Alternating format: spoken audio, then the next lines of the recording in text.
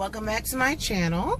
I wanted to stop on by today and talk to you guys a little bit about after schooling and what one can do as you prepare for any type of extended break that your son or daughter's public or private schools may be having.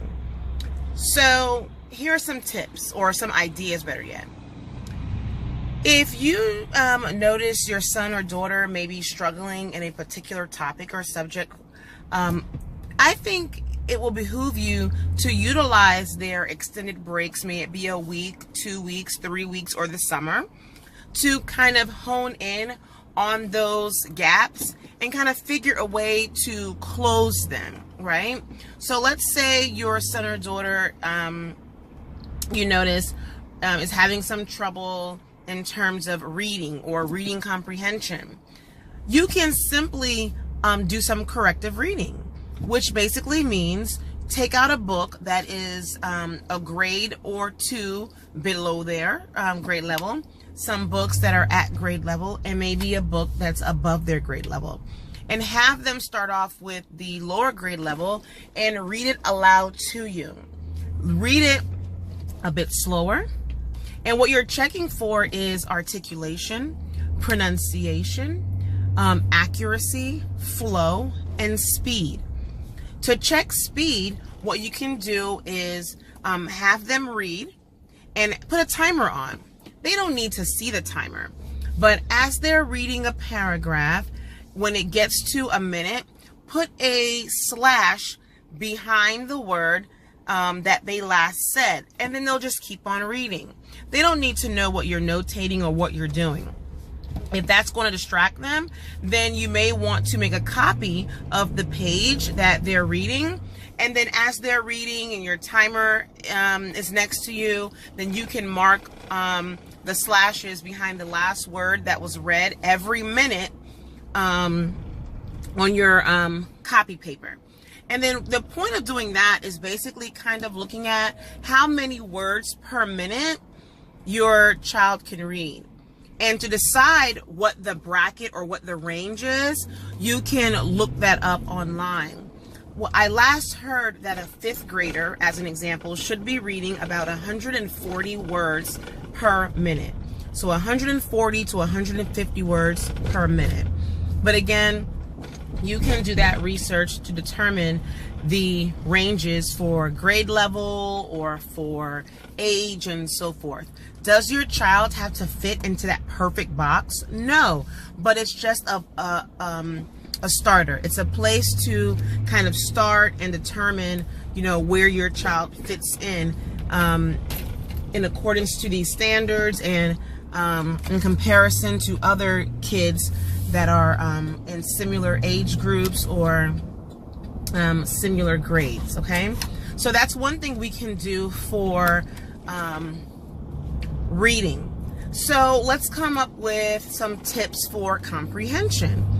Well, what you can do for reading comprehension, instead of like having your child read a paragraph or a story and then ask them questions at the end, what I've noticed that has been very helpful for us in our homeschool journey is after every sentence is read, ask a question. Literally ask a question after every sentence. There are different thought processes and philosophies behind that method, but I can only tell you what has worked for me in my household. And that has absolutely worked for reading comprehension, asking basic questions after every sentence for about a paragraph, and then reading a paragraph and then asking a question, and at the end of the story asking more big picture type questions and not specific questions based on what I just read. So as an example, you may get a book that is at grade level and above grade level or below grade level, depending on what you want to do, and you read a sentence, and let's say the sentence says, the green alligator fell into the bluish pond. You can ask the question, where did the green alligator fall into? What color was the pond? What color was the alligator? That is a very simplified sentence, but depending on grade level, you can do whatever you like. I like to practice reading comprehension on, I use our African American Studies literature. So I use African American studies literature from like books such as Classical Africa, or books that talk about pre-colonization. And I also like to do that skill practice, which is again comprehension, for like history and things of that nature. But if you want to use a fun book, a book that you're reading aloud, or a book that your child is reading independently, or you want to take a totally different angle, absolutely do that. But the whole point is to help with reading comprehension. Start off small with using small chunks, which are sentences. After every sentence, ask a basic question about what you just read, and do that for a paragraph. Then give them a break, and then come back to it the next day or in 2 days, and you do the same thing. And once you notice the comprehension is getting better, then you can go to 2 or 3 sentences, and eventually a paragraph and 2 paragraphs and things of that nature. Okay? So that's just a tip to help with reading comprehension. Another thing that will help with reading comprehension, along with asking those questions after every sentence or paragraph, is having the conversations, right? Having your child also narrate back to you or regurgitate what you just read, either in their own words, or you can have them try their best to repeat exactly what you just said. Either way, it absolutely will help with comprehension of information that was recently read or just read. Okay, so have them narrate back to you. And basically, when you're asking them the question and they're answering it, they are narrating back to you. But in this example, you want them to narrate the entire sentence back to you. So for reading comprehension, 2 things. 1, ask a question after every single sentence. Eventually, you'll go to 2 sentences, 3 sentences, and then a paragraph, and then 2 paragraphs. I wouldn't go any longer than that, especially for the elementary ages. Okay. And you also want to, let's say, read a paragraph and tell them, or ask them, what did you just hear? Narrate the story back to me in, the best way that you can. And that way you're understanding whether or not they are listening to what's being read, and whether or not they can regurgitate in their own words a summary of what they just heard. So in my opinion, those 2 things will absolutely help with reading comprehension. Again, I can only tell you the tips and tricks that have worked for me in my household. I've seen a tremendous difference with my son's reading ability, reading fluently and things of that nature, pronouncing the words and so forth, along with comprehending, understanding what is being read to him and what he's reading himself. So something else you can do, let's talk about math. If you notice your child may be struggling with math concepts, use these extended vacations and breaks in the summer, if you're after schooling, to kind of drill in some math facts. And when I use the word drill in, it doesn't necessarily mean you are like doing flashcards repetitiously every day. Come on, 1, 2, 3, let's go. No, you don't have to do it like that, okay? Drilling in, I just use that phrase, but what I mean is to practice with them, have them practice on their own, and utilize different methods and techniques to do that. How can you do that?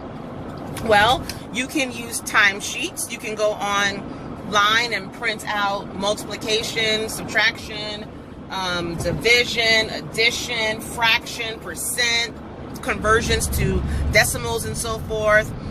They have worksheets on exponents and perfect squares and square roots. Whatever the issue is, or not issue, but whatever the gap is, you want to, pull up some free worksheets, print them out, and then have your child do them. I normally like to print out the ones that have 100. And when I first started, no, my child did not do 100. I probably told them to do the first 3 lines. So do the first 30 or first 3 rows or columns, but it normally was 20 to 30. And then I timed them. I did not say you have a minute to complete it. I just said complete it and how much time it may take you, and then I would notate how long it took them at the end. Eventually 3 rows went to 10 rows, and eventually I went from taking as long as you need to complete it and documenting that time to telling them they have 1 minute, and then determining how many they can do in 2 minutes at first, and then 1 minute. Okay, so if you notice that they're taking 3-4 minutes, then you want to say, okay, now it's been 3 weeks, let's go ahead and do the complete chart, which has 100 math facts, and I'm going to give you 3 minutes to do it, since you're averaging about 3 minutes, and then you go to 2 minutes and 1 minute. So my son loves to see that. He loves to see his progress. I write it out so he can kind of see and track what his progress looks like throughout the week. In the beginning, I did not put multiple types of math facts on the same worksheet. I stuck with one type of math fact. So it's all subtraction, all addition, all division, all multiplication, all square root, all perfect square, all one type, as an example. And then over time, I would mix in multiplication and subtraction, and then division and subtraction, the division and multiplication. And then I would put all of them within one sheet. And then I would have one sheet that had conversions between decimals, percents, and fractions. And then I would have something with perfect squares and square roots. And then we would do reducing fractions. So that's how I did it. If you're practicing math facts, it's repetition, consistency, that's gonna help them recall the information. So you may not want to do that type of stuff once a week. This is something you may want to do every day or every other day, okay? But I would not, skip 2-3 days between each drill.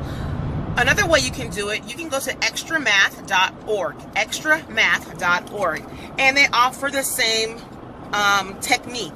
So instead of printing out a sheet of paper and giving it to your child to complete, you can have them do their math facts online, okay? And you can keep track of the time and how many they got wrong or right, and go from there.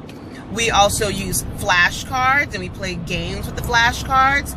We play 21, where, each person gets 2 cards, and the person who gets closer to 21 wins the game. I have done that with subtraction. I have done that with addition, division, and multiplication. So if you pull 2 cards, you have 2 cards in your hand, you can either put 1 card down and pull from the deck because you're trying to get closer to 21. You can put both cards down and pull 2 cards from the deck. Again, you're trying to get close to 21. And you can do that with any type of math fact, okay? We also use Uno, okay, to do it as well. With Uno, we have 7 cards, okay?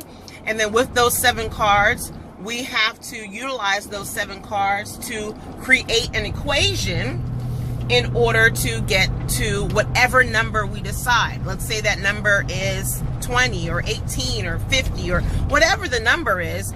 We'll decide at the beginning of that particular round what our number will be, and then we'll pull 7 cards like normal Uno, and then you're going to use order of operation in order to create an equation to get you close to whatever the number was, okay? So that's how we help with order operation. You can also go to Teachers Pay Teachers and pull some ideas as far as how you can help your child drill in math facts or drill in various concepts. Print those things out, laminate them, and create file folder games for yourself, okay?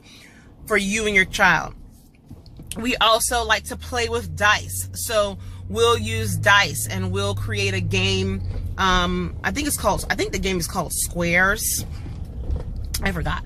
But there are so many mathematical games that can be used with dice. So you can look that up and use those things. You can use Khan Academy. You can use other types of online resources like Math Antics in order to kind of help you refresh your child's memory, or kind of hone in on a particular topic that you know that they have a gap or a weakness or area of opportunity in. Okay, so that's what we did for math. So when he was in school, we did all those things. During after schooling, especially during the extended breaks. And even right now that we're homeschooling, we still utilize those same methods for concepts that you may find difficult. So let's say your child is having a hard time with grammar. You can play grammar games, okay? There are grammar bingo games out there that are free, and you can or you can purchase online through Amazon. You can print out and laminate cards, and each card can have a part of speech, and you can read a sentence or write the sentence on the board, and then you can tell the child, okay, tell me what each part of speech is in this sentence. Let's classify the sentence, or diagram, view diagram. Let's do that together orally. So what I like to do, if you're using predetermined sentences from a book, or from, you know, a worksheet or whatever, you can have that worksheet on the table. The child reads it aloud, or you read aloud. And then when you ask them, okay, the word the in the beginning of the sentence, what is the? They'll take out the card that says article, and they'll put the word article, and you'll say correct. And you'll also say, okay, articles can also be called what? Adjectives, article adjectives. They'll also put the word adjective there. Okay, so articles and article adjectives define the word the, okay, in terms of part of speech. You can also put the parts of speech on a construction paper, and laminate that construction paper, and put like one of those thick popsicle sticks behind it. Write your sentence on the board, and they're like holding up the popsicle stick every time. Well, they're holding up the popsicle stick with the correct part of speech on it anytime you ask them what is the part of speech for that word. Okay, so again, Teachers Pay Teachers also has some great resources that can be printed, laminated, and used as file folders as well to help you help your child. Let me think of what else. Writing. If your son or daughter's handwriting is not clear or legible, have them practice handwriting. It doesn't matter what grade they're in. They could be in high school. If you have bad handwriting, buddy, we're going to practice that, okay? So how do you properly hold a pencil? Let's start off with that, regardless of how basic it is, okay? Let's properly form your letters. May it be in script or manuscript or cursive. Let's practice those things on a daily basis for a week and see what it looks like, and then come back to it the following week.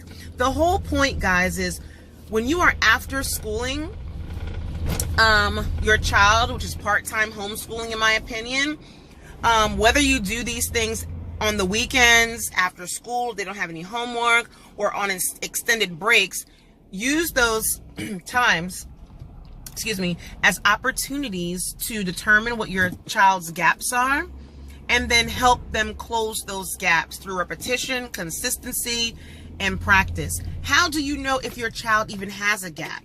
Well, if your child is in school, you should know if there are areas that your child needs to work in, if you are in communication with the child's teacher. That teacher is responsible for letting you, parent, know if there are areas of opportunities or weakness that your son or daughter is having in any particular area or subject, okay? Another way you can see those things are through the tests and quizzes and homework assignments that your child brings home.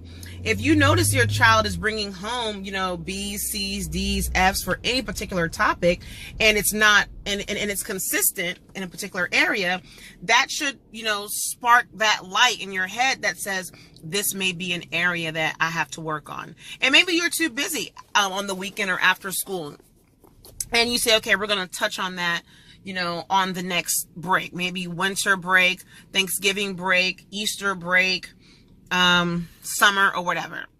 But you want to catch those things as early as possible and work it in on a weekend or after school if they don't have any homework. Because if you wait for the next break, which may come in a month or 2 or 3 or 4, your child will have not only missed that skill, but they will fall behind because all the other skills that build upon the skill that they are not comfortable with or strong in creates a perpetual problem for them, right?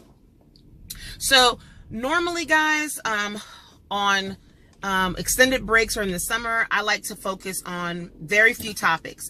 I like to focus on math, reading, writing. I like to focus on vocabulary,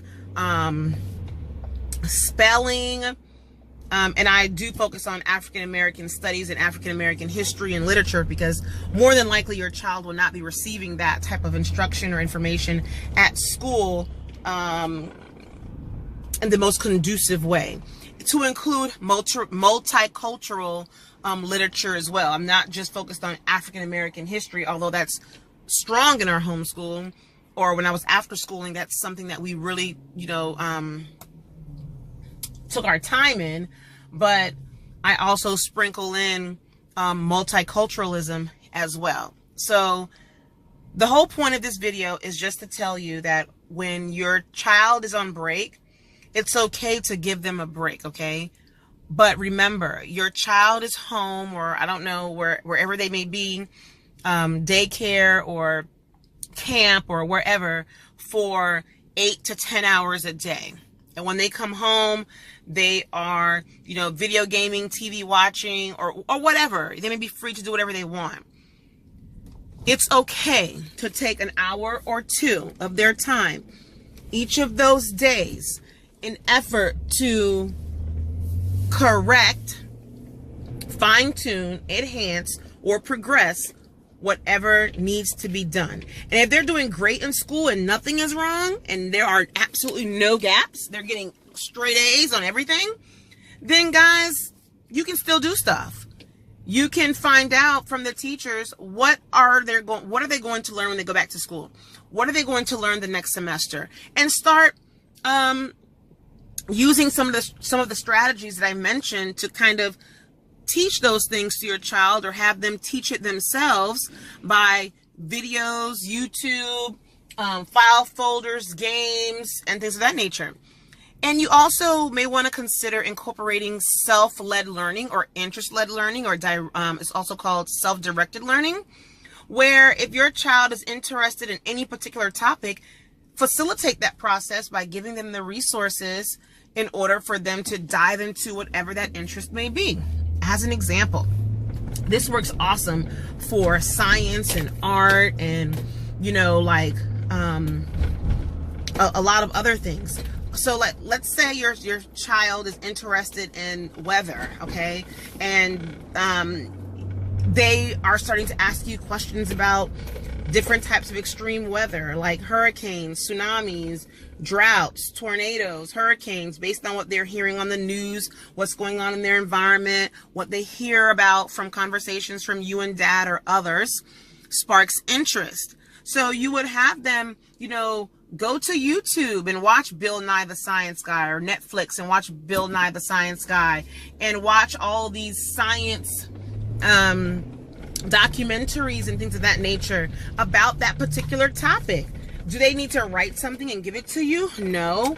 It's just giving them an avenue to explore that interest. And trust me, they'll come to you with so many questions and things like, did you know that blah, blah, blah? Or did you know that this occurred? Or did you know that we can really do this, or we can't do this, or this is how this works or that works?